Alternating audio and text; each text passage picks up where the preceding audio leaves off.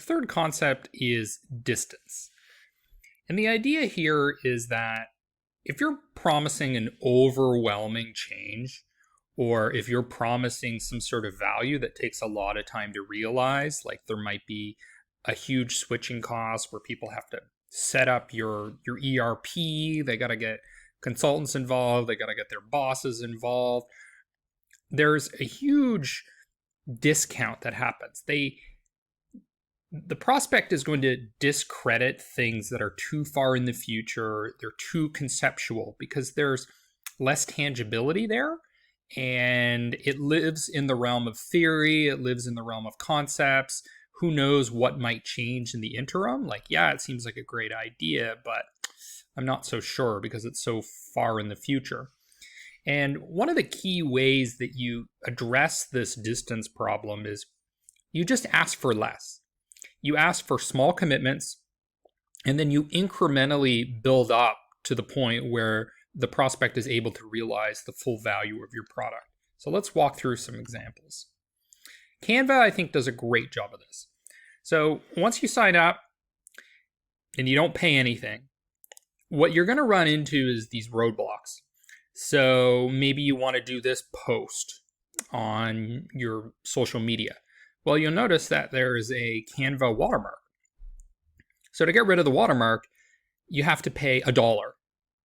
So what Canva's doing is they're just getting you in the habit of making small purchases, okay? Oh, I'm going to pay $1 for this. I'll pay $1 for another one. I'll pay $1 for that.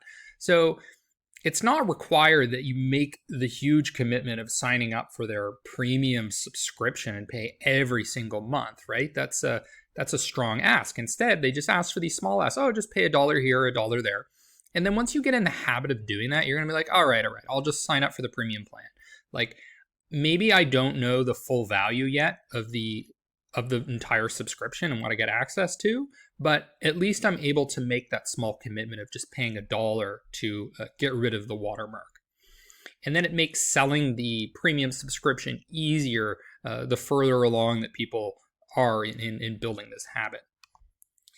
Another example is when you solicit influencers. So you can find business-to-business influencers using SparkToro or just searching for authors or presidents of associations, etc. But if you want to build a partnership with an influencer, you can't right away be like, hey, do you want to be our exclusive spokesperson? No, that's too far in the future. It's too conceptual. There's too much risk associated with that. So what you can do is you can start with asking for less. So, hey, would you like to have a free IP account to use our product?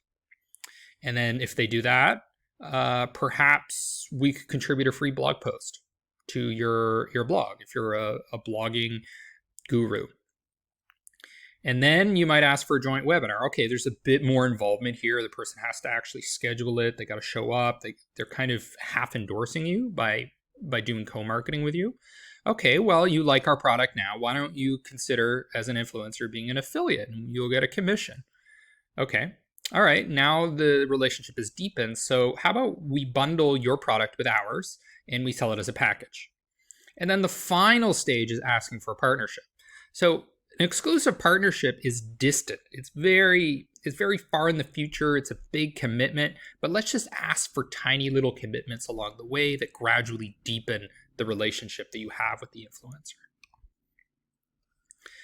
Other examples that are, I think, great applications of this is with business-to-business software. Traditionally, people push for the one-on-one sales conversation that is referred to as a demo in a lot of cases. But what ends up happening is a lot of people, they don't show up to the demo, or they show up, but they're not qualified. They don't have any purchasing intent.